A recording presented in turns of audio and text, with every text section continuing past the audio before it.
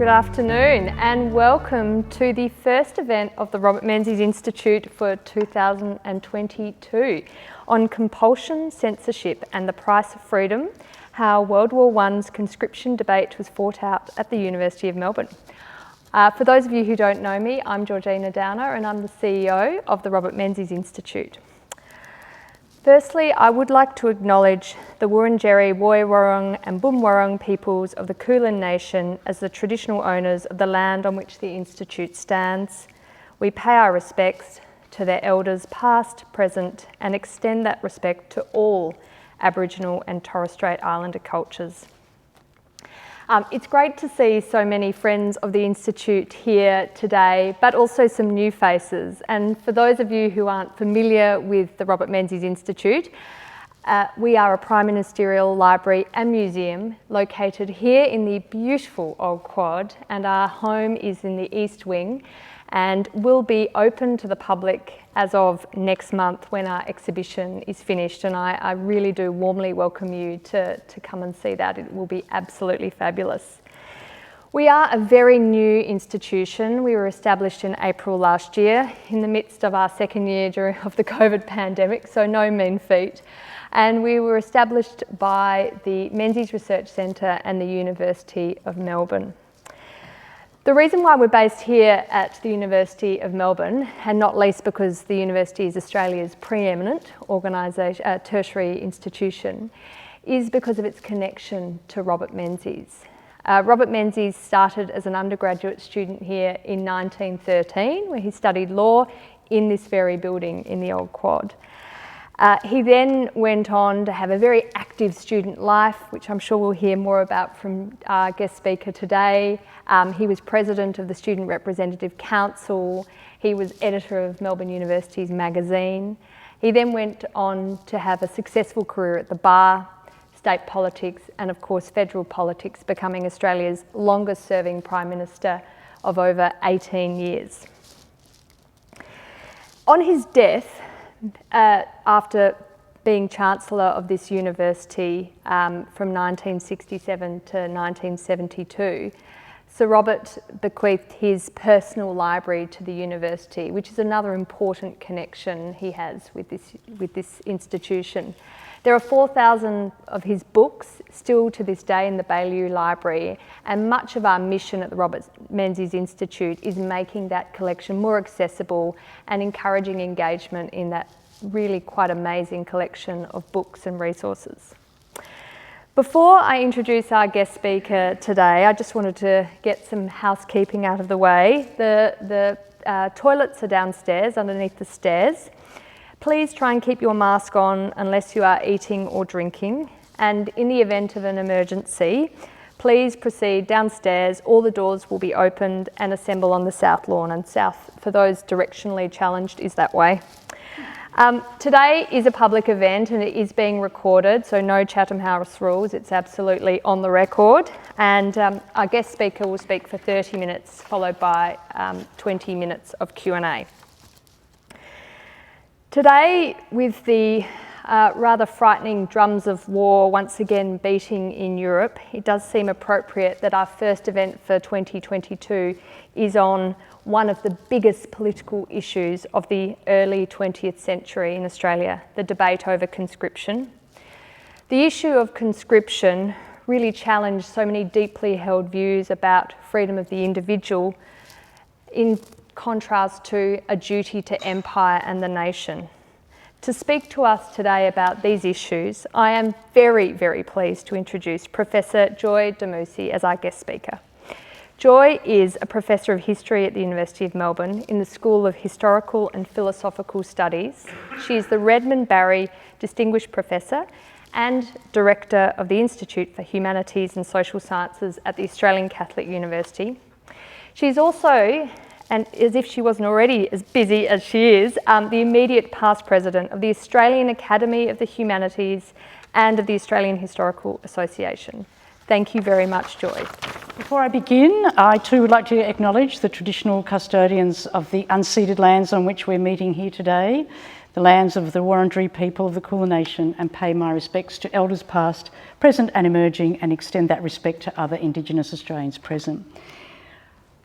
I'm not going to be brought into the current situation with war, but as Georgina rightly points out, it's a moment of great reflection today that we are surrounded by similar discussions around conflict and commitment and Australia's involvement in overseas wars. I'm going today to follow the themes that Zachary here has identified for me. He came up with the title, Compulsion, Censorship and the Price of Freedom. So let me begin with compulsion then. This is a rather busy slide, and I'm sorry for the busyness, but there's a lot to cram into a topic like this in 1 hour. We would know, many of you would know, that conscription was the defining feature of wartime Australia. And with the depleting numbers of Australian volunteers, Prime Minister Billy Hughes proposed a plebiscite to introduce conscription, which of course divided the country. I've just got there the statistics. I'm sure they're very well known to you, but to remind us all that on both occasions the plebiscite was defeated very narrowly, more narrowly in 1917 than in 1916. Contemporary observers and subsequent scholars of one of the most identify this event and this debate as one of the most bitter and intense conflicts ever in Australia. Those for believed opponents were disloyal, forsaking country and empire. Those against said supporters were threatening Australia's most precious institutions and values. Each of them used similar language, being murderous traitors, doing the work of the Prussian army, and use similar images, which is sort of quite interesting in that slide there, where you've got the pro and the anti-conscription using both images of the family and its impact on the family, mothers and fathers of war, and the implications of sending or not sending men to war. At its very height, it was described as a civil war, which actually is not too inaccurate in terms of how it was played out. Many of you will know, but I think it's worth pointing out here that Australia was incredibly unusual in not introducing military service at this time during this period. It was only a few countries there. I've got there South Africa and India that Australia didn't, with them did not participate in the war through military compulsory service. And Australia was unusual too for introducing a plebiscite to determine conscription. The other factor here is that there was military service, but it was service not for serving abroad. This is something we might want to come back to because it does mark out Australia's involvement in World War I in very distinct ways.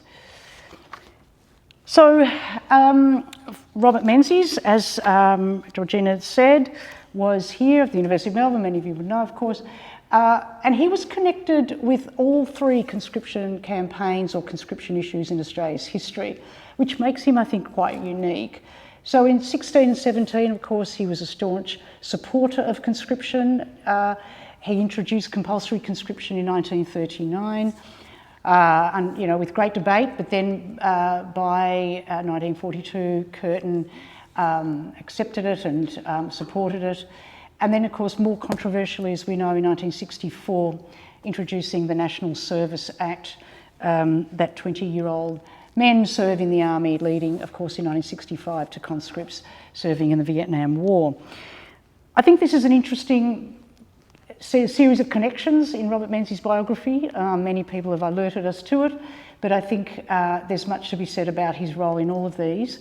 And I'll come back to this particular war that we're talking about today in a moment. We know too, as Georgina said, so what did Robert Menzies do in World War I? He aligned very closely with the Liberal Conservatives of the day, who were the bulk of the yes vote on conscription. The whole of Menzies' undergraduate years was dominated by the war, of course. So he began in 13, he ended in 1918, graduated as an LLB there in 1916 and a Master of Laws in 1918.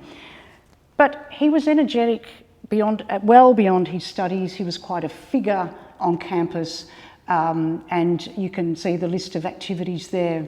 President of the Student Representative Council, the journal, the magazine, student Christian Union, a member of the Historical Society, and of course the Law Student Society, a very, very active participant, as you would expect, of a very engaging, intelligent mind at the early ages of 20 to 22. He was not only involved in public debate, oratory, discourse.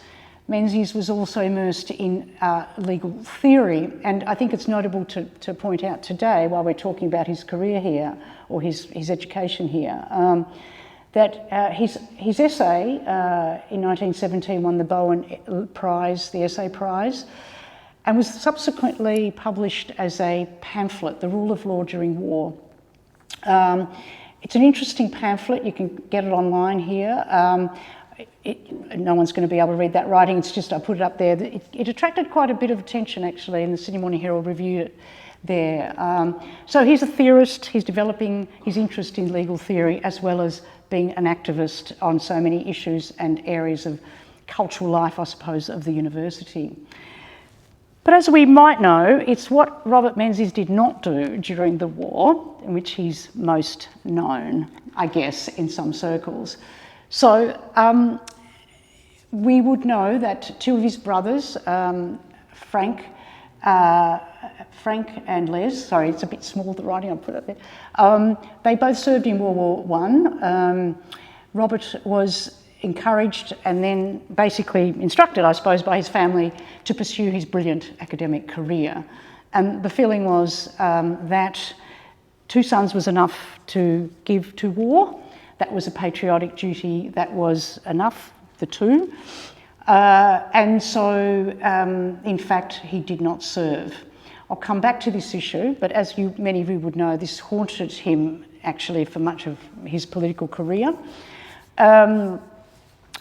He joined the company of revolutionary, socialist, pacifist men who refused to serve. And I'm sure during this time, it would have been a very uncomfortable period for Robert Menzies, given that almost all his contemporaries served, and yet he was here undertaking training through the University Rifles Group, but not serving abroad, drawing into question his whole commitment to war, his masculinity, and other ways in which the service to war was defined at that time. And I've got this slide up here just to give you a bit of context about that narrative about how many men should go from one family. There is the famous case of Frederick and Maggie Smith, who committed 6 sons to war. It was very unusual. Mostly a couple went, and there are statistics there about how many couples or 3 sons served. It was really accepted for more than 2 men to serve from one family. So while there's not a lot of documentation about this whole issue, it is an interesting one to reflect on Menzies' own biography.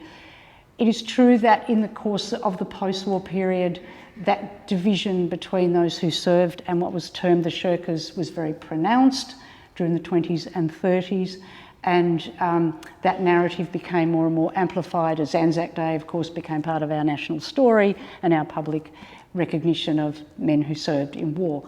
So I think it's an interesting aspect of Menzies' time here at the university, but also generally how this shadow is cast over his biography. I'm going to turn now to the theme of censorship, the second theme that we're talking about today. As you know, censorship and freedom of speech were major issues during the conscription campaigns. What could be said, what couldn't be said, what government interventions took place. And there you have a page of a letter from the poet Wilfred Owen. Censorship was very active, of course, throughout the world. The conscription conflict, in broad terms, I think it's fair to say, tested the forms of public and political debate. And these debates were very violent. In the lead up to conscription, the vote, the debates were very conflictual, and it raised questions of freedom of speech. It raised questions about to what extent people could express their views in these circumstances. So returned soldiers would disrupt talks, they'd throw speakers off the podium, they'd throw chairs, they'd violently, intervene, as did anti-conscription opponents as well. It raises the question about, to what extent can you have a democratic voice in these circumstances when both sides are claiming that any opinion is, if it's not of their own, is disloyal, and the power of disloyalty during war was very pronounced. So these sorts of themes played out at this university, and here is a lovely photo of the rather serene and very peaceful Melbourne University lake, which I'll come back to, in 1914, just as the war began. So these debates, as I'll demonstrate, played themselves out here as well. And we'll see there was a question of civil liberties and the violation of civil liberties during the conscription campaigns. It also saw, for the first time, a political mobilisation of students and staff around an issue of great magnitude, probably not duplicated until the Vietnam War in the 1960s. Again, you're not going to be able to read this, but I did want to just capture the incredible energy around anti-conscription, around pro-conscription debates, around the sort of coverage that this topic's getting here on campus. And I guess these themes came together perhaps most famously around the case of Guido Barachi, who was a socialist law student. And he raised the issue of freedom of speech in the Melbourne University magazine in 1917, when he argued that the war was a European war, it was not Australia's war. Of course, in 1917, this was an incredibly subversive and radical thing to say. The University Council asked that the board expel Barachi, and he was certainly hauled up for misconduct for having published material that would derail the support for the war. Others thought he'd be barred for life from the university. In the end, the board censored him and probably would have imposed a much harsher penalty had not Barachi rather cleverly sent his article to the censor, who actually passed it. But the issue went public when Barachi published an inflammatory article in the press which showed the board little reverence, and he was forced to apologise on the public record for the offensive terms he used in that article against the board, university board, and making a public statement against loyalty to the British Empire. So he was forced to apologise. But the next day, when he came up on a podium to speak, 200 students, pro-conscription students, interrupted a paper he was giving at the Historical Society and threw him in the lake and forced him to stand in water there. The board the university board, who I'll come back to in a bit later on, were great supporters of the empire and wanted to silence him and his supporters. So the extent of freedom of expression on this issue was rather compromised. So that's a sort of overview of the student engagement with conscription, in which, as I suggested there, Menzies is playing a key role through all those organisations he was involved in and through and a number of public events, as well as this issue about not serving. But what about the staff? And this takes us into a sort of new realm, a new domain about the yes vote. So in November 1917, a meeting of the University of Melbourne Council took place at the Melbourne Town Hall to consider what action the university might legitimately take to ensure that its students enlisted. Now, this is quite a big issue, right? How much morally can you force a student to serve? A unanimous motion was passed that students, quote, of military age and fitness should seriously consider whether they ought not as soon as possible offer their services to the front. No considerations of commercial or professional advantage should be allowed to stand in the way of this plain duty, end of quote. So the amended part of this resolution, that which was debated but ultimately not included, referred to examples like Oxford and Cambridge, the Scottish universities and Dublin University, where larger numbers of young men were enlisting, and the University of Melbourne, shamelessly, they believed, did not compare very favourably with those other seats of learning. So the council was divided over the lengths the university should and could go to insisting that a student enlist. Alexander Leaper, the author of the defeated amendment, that is, that he wanted to make that statement comparing Melbourne University to other universities. He was warden of Trinity College. He was a founder of the collegial system at the university and an outspoken pro-conscriptionist, was absolutely emphatic about the role of the university in the conscription debate and in the war in general. The university, he believed, should, and I quote, aspire to be both the brain and conscience of the nation. The brain and conscience of the nation, and the public was entitled to look for it for guidance in public matters when the empire was in such peril.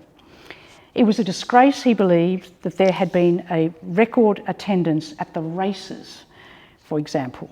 It was also a fact, he reminded his colleagues, that many of the university classrooms were crowded with men who were eligible for the front, which of course would have included Menzies himself. Leaper believed Ormond College had sent the right message in not accepting any student who could not give good reason for not enlisting. And Leaper actually wished the university to adopt a similar edict. So while Leaper had supporters for his stance, rather firm stance, the views of others was far more tempered, not least of which because, of course, mass enlistment would severely hinder the way the university could function at all in the event of an exodus of young men to the front. The Dean of Medicine, and it's interesting when you look at medicine as an area, to conscript all your medical students would have left the profession in disarray, and this was Allen's point. He warned the council that if at the beginning of the year, it's 1917, they'd encouraged their first year medical students to enlist, we would have a deplorable condition for another 5 years, of course. He warned the university, not to insist that every student enlist, and he would gladly see approximately 50 first year and 30 second year students enlist, but he was clearly nervous about what an escalation of numbers enlisting might mean for the university and for medical courses in particular. So there's quite a dilemma there. Some of his students, however, were not so fussed. In the last year of the war, a number of medical students attempted to expel from the Medical Students' Society all eligible men who had not enlisted. They're quite militant. Perhaps too, Leaper had a point when comparing Melbourne University numbers around the world, Melbourne University numbers to those universities around the world. Melbourne had 1,100 to 1,300 students in every year of war, whereas the numbers at Oxford had declined from 3,000 to a mere 350. Allen's colleague, the prominent law professor William Harrison Moore, was as active as Leaper and Allen in staunchly supporting the yes case. But unlike them, he took the case beyond the university. Moore was part of a group of university academics who supported conscription and who spoke at suburban and country areas, wrote articles in country metropolitan press and helped prepare leaflets for distribution. But Moore, for all his insistence on the need to introduce conscription, could not bring himself to use the classroom as a platform for recruitment. Of course, Moore taught Menzies, he's his law lecturer.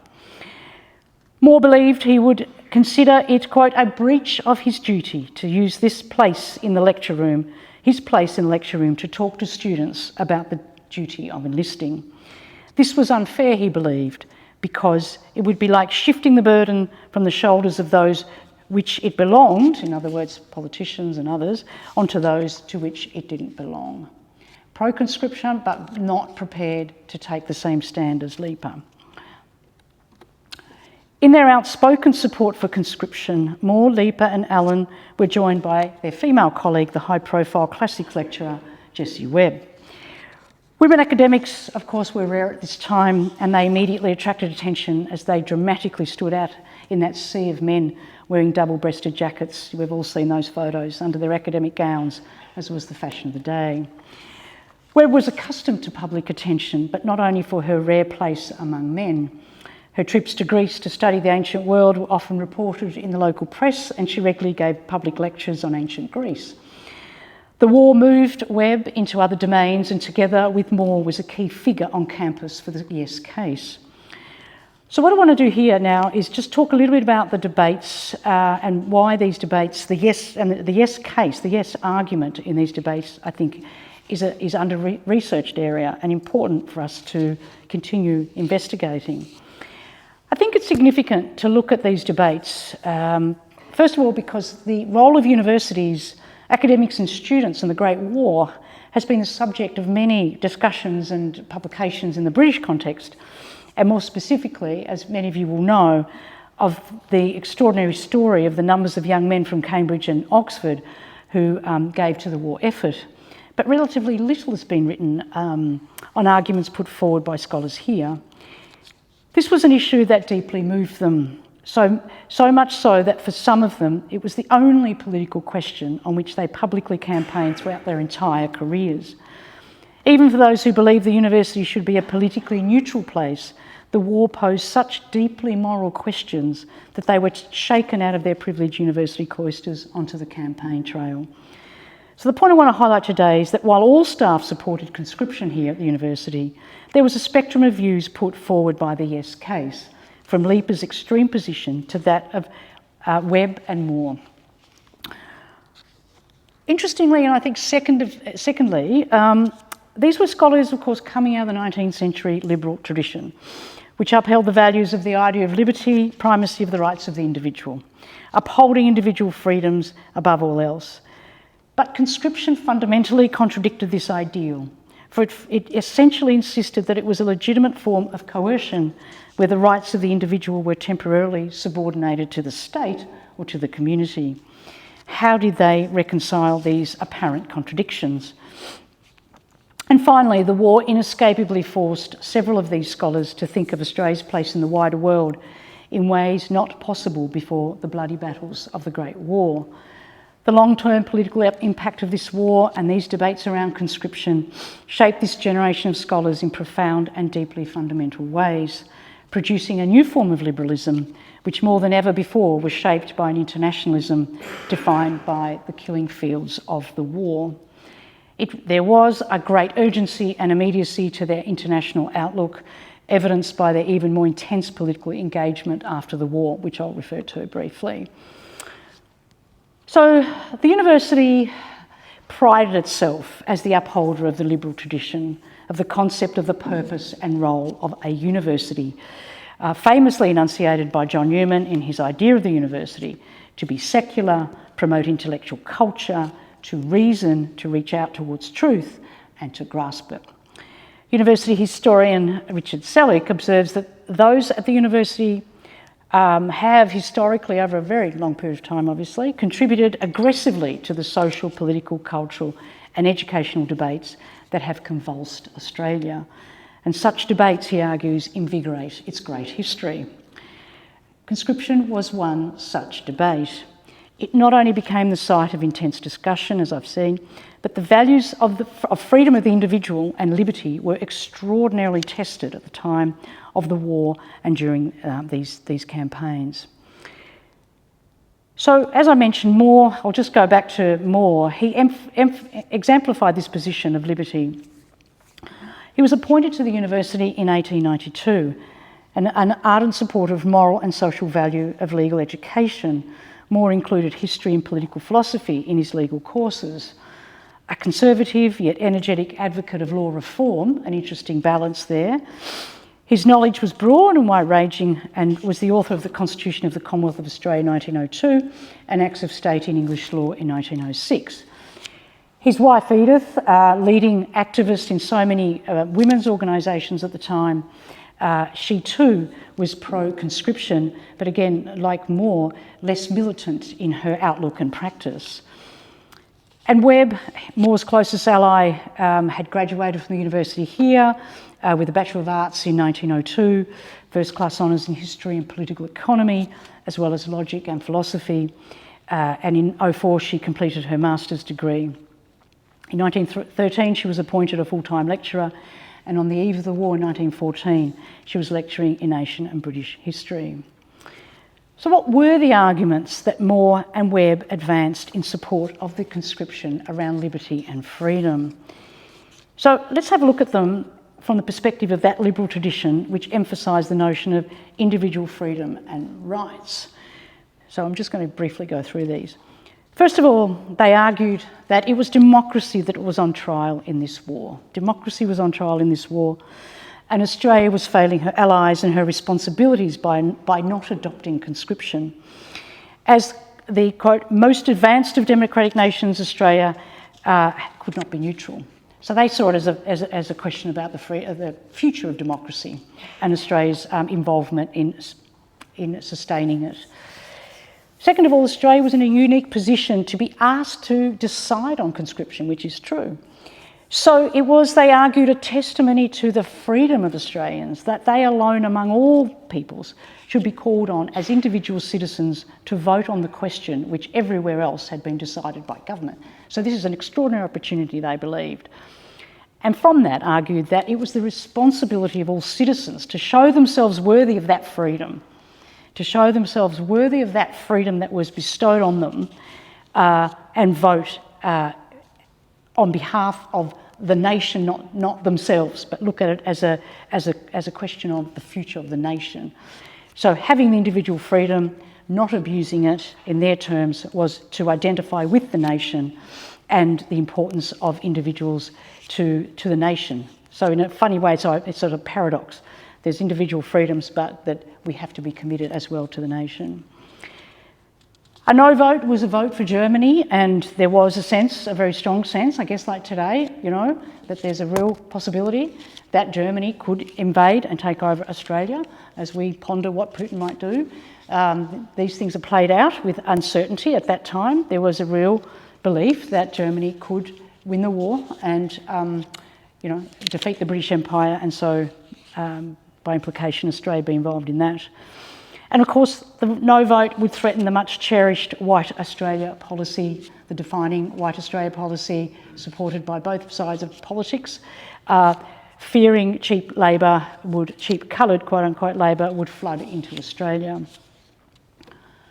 But I guess the most profound and compelling argument that they had to work hard to mount was to counter this piece of propaganda. And many of you will know it, the blood vote, appealing to women and for women not to vote for conscription, or as it says there, to send another woman's son to war. Why is your face so white, mother? Why do you choke for breath? It's a very, very powerful verse written to try and convince women that it's their responsibility not to kill the sons of other mothers. Now, some have argued that this one piece of propaganda swayed the women's vote, and arguably it was the women's vote that steered the course to a defeat.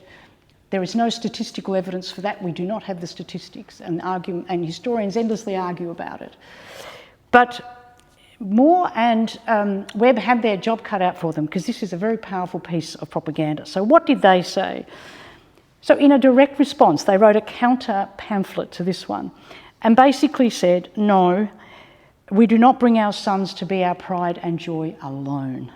We bring up our sons to be the defenders of principles and to serve the nation. So for them, it was about thinking beyond your immediate circumstance, again, coming back to that individual argument, and considering the fact that mothers brought up their sons to serve the nation. And even women who did not have sons, they said, had a responsibility to vote yes. And to these women, they said, it was your responsibility to serve your country with your judgment, to help the fighting men, and to safeguard freedom for children. So again, it's about freedom. So conscription then was necessary in their argument in order to fight for the continued rights of liberal values of freedom, individual rights and responsibilities. And they did not see that conscription imposed by the state was a contradiction to these values. In fact, they felt that they upheld them. The so-called group of university academics trained the group, they were called the group of university-trained men and women academics, led by Moore and Webb were tireless in their efforts to promote these types of arguments. And other professors such as Richard Berry, the professor of anatomy, Harold Woodruff, the veterinary pathologist and bacteriologist who had served in the AIF in Egypt and France, spoke in meetings at factories and at suburban and country centres. Some 50 articles were published in the columns of the country press from members of the group, and they also wrote advertisements and a number of pamphlets. 10,000 copies were distributed of the pamphlet I referred to earlier. So they're a very active group. You wonder when they had time to teach or publish or do other things that we do, but I won't take that further. But this is capturing their energies, obviously. So how did they go? Well, in Victoria, there was Victorians voted yes in 1916, but no in 1917. Now, this is just to give you the Melbourne context, really interesting context, this is a ticket to the MCG to attend a rally where Billy Hughes spoke, where 100,000 people, those of you from Melbourne will immediately calculate that as a grand final sized crowd, attending to that rally. It was an extraordinary rally. But the yes case did not prevail in 1917. The academics could not believe that they had lost that and that they lost both plebiscites. I mean, it was beyond comprehension. They were so supremely confident that loyalty to empire would prevail. Back on campus, though, at the other end of the spectrum, Alexander Leeper's notion, coming back to Leeper's strategy, of liberty and freedom was not a matter to be debated or discussed, as it was with Moore and Webb, but one that required direct action. So on the University Council, Leeper campaigned for the dismissal of 2 German members of staff and prevented their reappointment after 1915. So by this time, Australian Germans had become the subject of great abuse and hostility, as we know. Many were sacked from their jobs and there were calls for their internment and deportation. The university considered the removal of the names of aliens, so-called, from the graduates' roll. Leeper and Moore disagreed on whether the university should, with Leeper, on whether they should bar the children of aliens from receiving scholarships. The council sided with Moore, who believed that it should not bar them or remove the names. So this is what you're getting into now, the sort of removal of any German-sounding names and those of German descent. When it came to staff, however, the matter was slightly different. So Edward Scarfe, a distinguished pianist, not naturalised, had been on a yearly contract since 1913 and was up for renewal in 1914. Moore was consulted and he could not see any objection, and so he was reappointed. But Leeper, however, made it his personal quest to pursue him, and as well as Walter von Duchend, spreading rumours about them and the German army and their disloyalty. So Leeper continued his crusade at the council meeting, arguing that in keeping them employed, the university gave the impression it was not promoting the interests of empire. Leeper moved to have them dismissed, and others like the Professor David Masson, Professor of Chemistry, resisted, so he argued against it, claiming that Leeper's desire to reduce 2 well-respected colleagues and citizens who'd been in Australia a long time to poverty was, he described, as pure hysteria and playing to the gallery. The council, however, argued that unnaturalised citizens could not be reappointed. While some were opposed to the action, there was a strong perception outside the university that it had not been sufficiently careful in purging its staff. So when Sharf's appointment was raised again, the council agreed he would not be reappointed. Students protested about the decision and were critical of the council, which they believed had worked itself into such a state of suspicion and mistrust. Once outside the university, Sharf maintained he was obviously very vulnerable. In 1918, he was interned as a prisoner of war in Langwarrin and then to a camp in New South Wales where he stayed until 1919, when he accepted deportation. So these were clearly testing times for the university and for the university's tolerance and pronouncement of liberal freedoms, on which the very notion of the university was founded, and it came at great cost. So to the last theme, price of freedom. In his history of Melbourne University, Ernest Scott noted how the war had, quote, cut short some careers which seemed certain to lead to distinction. It was a great waste of lives, he believed, not fully realised. This it was, to be sure. Despite Leaper's complaints, by the war's end, over 1,700 University of Melbourne graduates, students and staff members that enlisted, 251 of them had died. So a focus on the university during the war also draws our attention to the spectrum of views, I think, presented by the Yes case by academic liberals who ventured beyond the cloisters of the university to argue a rather non-liberal stance to state coercion to uphold democratic freedoms. But while it was a logic put forward by arguably the most learned minds in Victoria, it seemingly did not hold sway. The enduring impact of the war remained with Melbourne academics Webb and Moore in the years that immediately followed. Like their contemporaries around the world, they desperately and actively sought solutions that would never again result in the carnage of the Great War. They took their political engagements to a new level. From the streets here in Melbourne to the world stage of Geneva, they cast aside the shadow of war through a shared optimism for what could be achieved at the League of Nations. This optimism filled their generation with hope for a peaceful future, and once again they joined in a collective endeavour. But defeat in the conscription campaign in 1917 could never prepare them for another violent end to peace, once again in 1939, and all too soon after peace was declared at the end of 1918. Young Menzies, of a different generation to his teachers, had taken by then, of course, a very different path.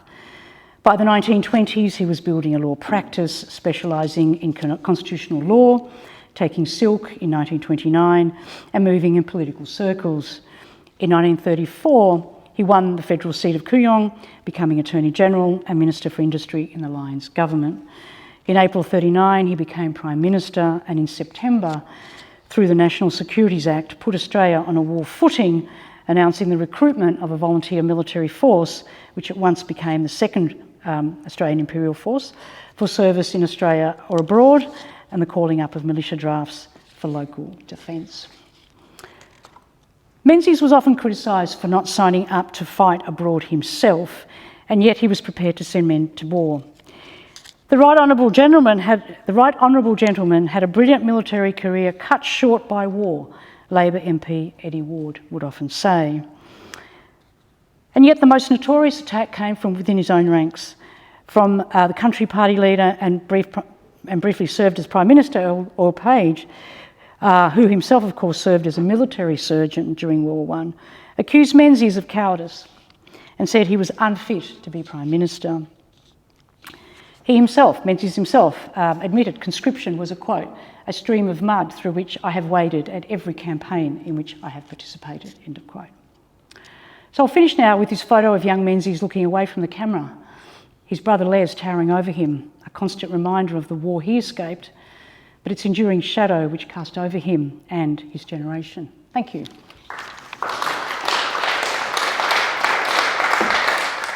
Thank you so much, Joy. That was absolutely fascinating, and I must say, reflecting on current debates on university campuses and in Australia, and questions about foreign influence here, and of course all the geopolitical challenges, there's so much from history that we can learn to inform the decisions we make into the future and the judgments that we make in our daily lives.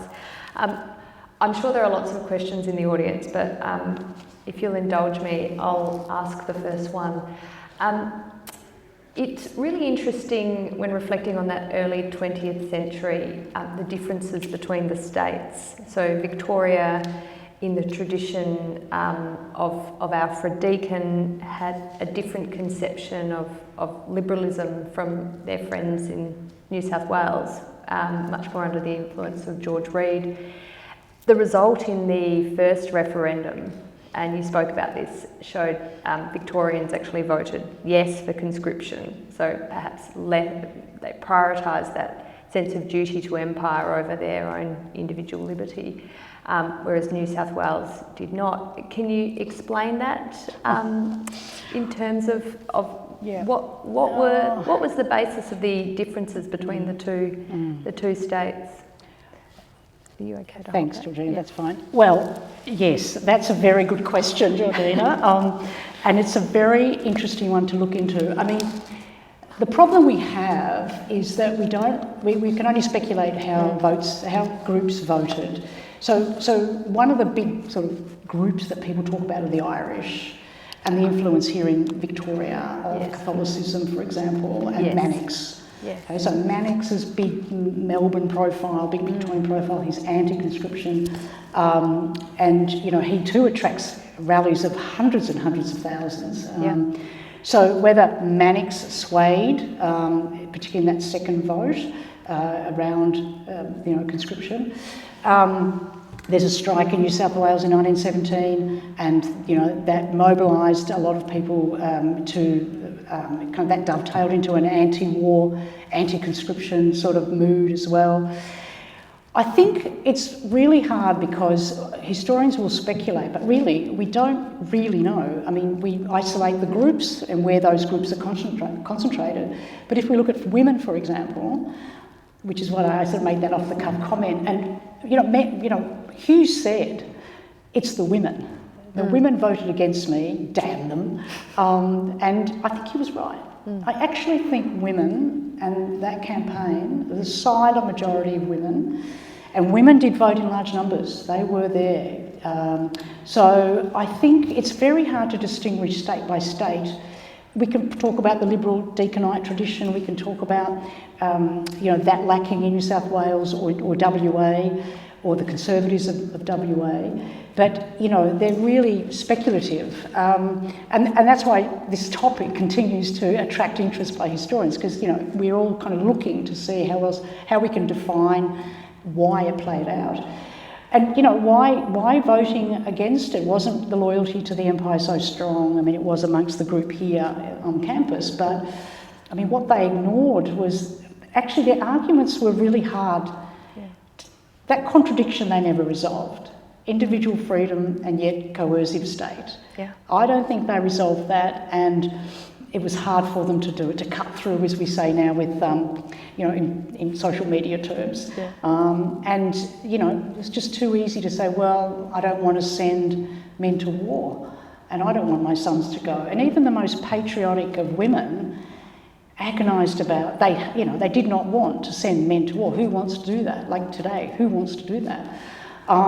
So I think it's a very, very complex question, which leaves so many questions unanswered. And of course is hopefully a spark for further research into this period of history. It's worth reflecting on too, Joy, isn't it, that the amount of men, predominantly, of course, men enlisting after the disaster at Gallipoli started to decline, which is why this conscription plebiscite was held, because there was a need to send, Australia should do more than it was doing. It was seen to be slightly failing in its duty to the empire, which is quite interesting. I wondered if you could touch upon, so it was rare, Australia was rare in that it gave women the vote at that time. Was there a sense, because the women's vote against conscription was so strong, was there a sense that this was used by opponents of universal suffrage as a sort of an attack point? This is why you don't give women the vote? Sure, absolutely. I mean, there were fierce opponents. Yes, there were fierce opponents to women's suffrage, and they were arguing this is the reason why you don't give women the vote, exactly. I should add as a footnote, Leaper, our rather, distasteful, I think, Leaper, was actually a very strong supporter of women getting the vote. Interesting. And he's an interesting character, I mean, it's complicated, people's political orientations. But absolutely, and there was real attack against women in politics. Vita Goldstein, of course, ran for the Senate 3 times during the war. But absolutely, that this is the reason why they don't know what they're doing. They don't necessarily vote with their husbands or with their sons. They vote on their own and have a mind of their own, and that's outrageous. We should stop that. Very, very much so. Very much so. Look what women can do. Stop a whole, war kind of commitment, I suppose. So you did get those arguments coming through. And Webb herself had no children. So I think she was very vulnerable in that regard. She's sort of saying to mothers, send men to war. And again, like Menzies, I think these tensions come out, right? He's pro-conscription, but he's not going. Jessie Webb has no children. She's telling mothers to, there were just too many contradictions that made it a little hard to cut through, I think, or believe them, or they were an easy target. Yeah, it's asked a question about the role of religion in the war and during this time and during the debates with, of course, Mannix taking such a central role on the Catholic side. And Stuart rightly pointed out the people I'm talking about are largely Methodists and Presbyterians, and their view on war. So there was, it's the great divide in Australian society at the time anyway, Catholics versus Protestants, and these conscription debates just came to the surface and divided those communities quite clearly along those lines. People would know in 1916 there was a Easter uprising against the British in Ireland, and so the Irish Catholics here in Melbourne particularly, that transforms into even more hostility against the British Empire and so on. So it's a very heightened environment, very tense. Religion was fundamental to so many of these debates. Stuart, and as you know, the anti-establishment, if I can put that way, anti-British vote of Catholics was hugely central, I think, in swaying the vote that way. So I think here on campus, I get a sense less of that. I'm not sure what the proportion of Catholic students on campus, but definitely there's a very Protestant kind of profile. So that comes into play again, I think. But it's a great question, a very important one. Well, that's right. I mean, that's the view of that perception was very prevalent at that time. But just to pick up your comment about Billy Hughes, so of course Billy Hughes is the Labor Prime Minister, but the Labor Party splits and he forms the National Party. And I was talking before to Zachary about this. It destroys the Labor Party, right? The Labor Party is out of office except for 1 year until 1942 because they expel everyone who was pro-conscription. So there's a great history there of the impact this whole debate had on the Labor Party. As I said, it was kept out of office for all that time except for that Scullin government during the Depression, which is a very short period. Hughes himself, there's another story to tell there. But yeah, that's right. He was 16, he was leading the Labor Party and then National Party. Yeah, thank you. That's a fantastic question. That is a really great question because no one's really ventured to speculate because, how do you know? I mean, would he have introduced conscription in 1939 and 1964? Probably. But his contemporaries who did serve were supportive of it, as was Curtin anyway during the Second World War by that time. Vietnam was a lot more controversial, of course, and this came up during the Vietnam War as well, that you're introducing this and what do you know? In reality, look, I'd have to say probably not, because they're political decisions and they're decisions made around a particular time and place.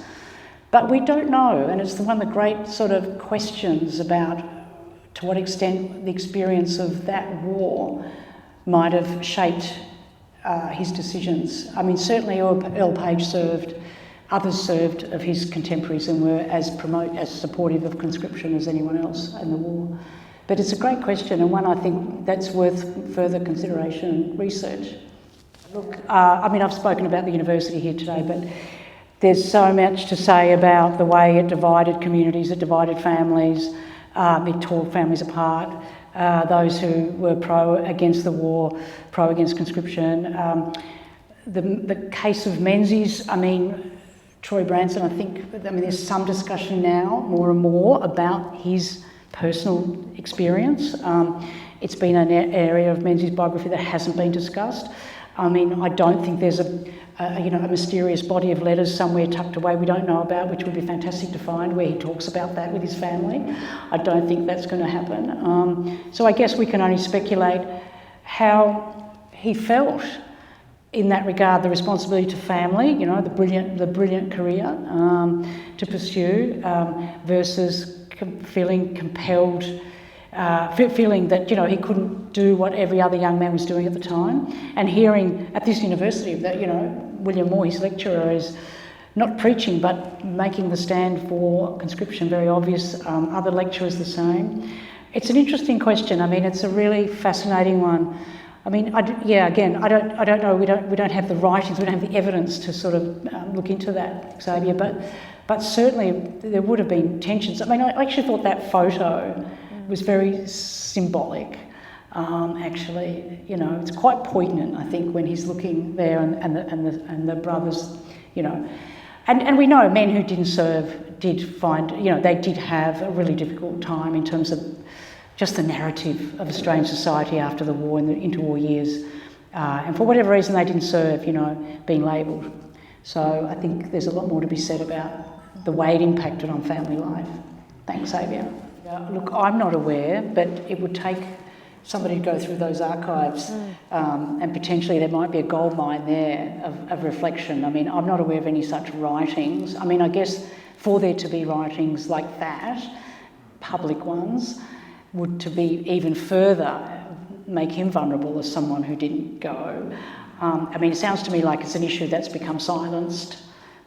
You know, we don't have material, but I think there's a reason why there isn't the material, because I think it was very delicate for him. I mean, it would be very interesting to go through the list of men who died here in combat and see how many from the law faculty, and there were many from the law school who we would have known. And see if there's any connections one could draw that way. But I'm not aware, I mean, others might be here, of any sort of, you know, official pronouncement of, you know, the great, even in his later life, you know, the Great War took these men and, you know, robbed them of talent, and now a generation of leaders. I'm not familiar with a speech of that sort. Zachary might know. Nina's got the mic, thank you.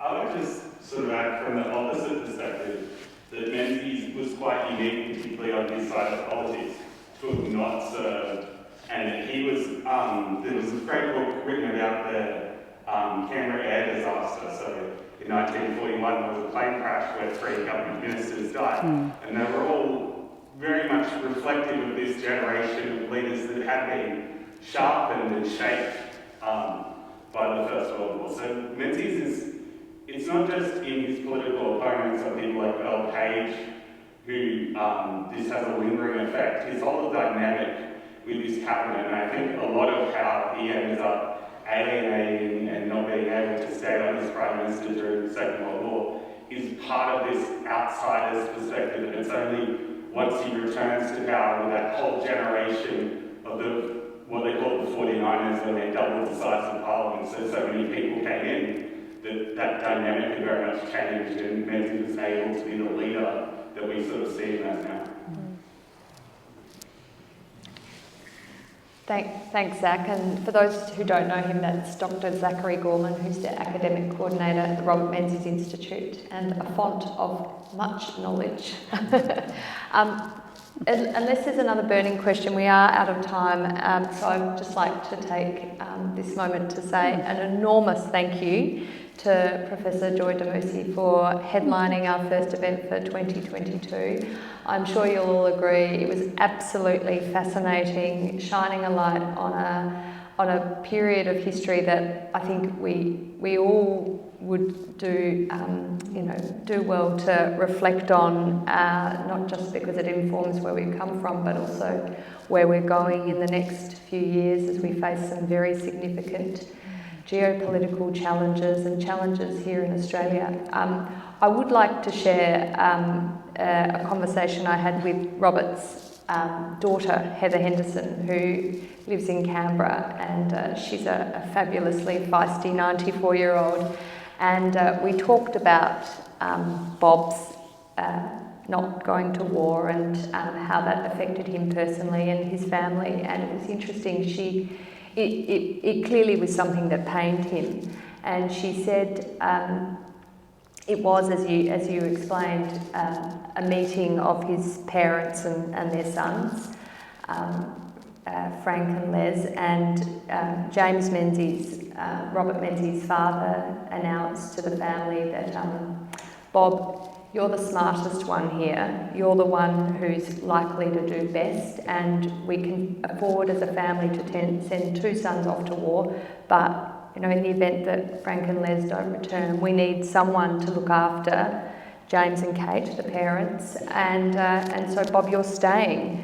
And we can reflect on the sense of duty a son might have to one's parents in the 1916, 1914, but certainly Bob Menzies followed the wishes of his parents, James and Kate. But as you said, it haunted him throughout his political career, and Heather said to me the reason why her father went into politics was partly out of a sense of huge duty, that he hadn't been able to undertake that duty to defend the empire by serving during the First World War, but he could undertake his duty to his nation through public service, which is of course what he went on to do through all those years in the state and federal parliament, foregoing a hugely successful career at the bar. So it isn't an easy question to answer. You rightly identify there are